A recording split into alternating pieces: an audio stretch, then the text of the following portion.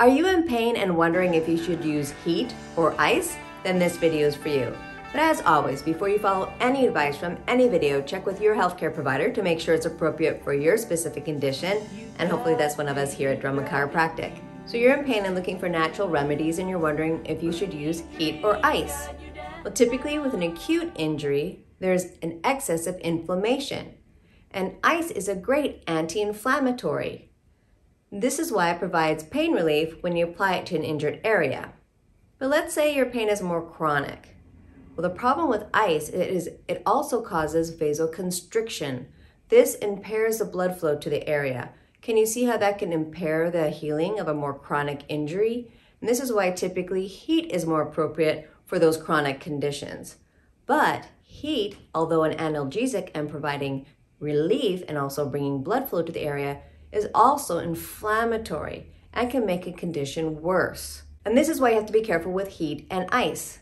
So what I like to do for a condition that's not as obvious as an acute injury that needs ice or a chronic injury that needs heat is to combine both heat and ice.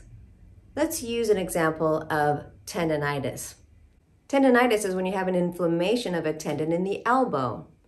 So what I like to do is heat the area above and below the injury. This softens the muscles, gets the blood flowing to the region that needs to be facilitated in the healing process.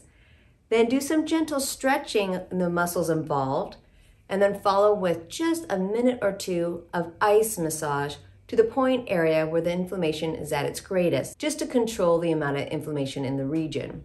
Typically, I heat for 10 minutes above and below, do the stretching for 5 minutes, and then ice for 2. If you repeat this 3 or 4 times a day, that's like doing your own physical therapy, and it should speed your healing. But I can't stress enough how careful you have to be with both heat and ice.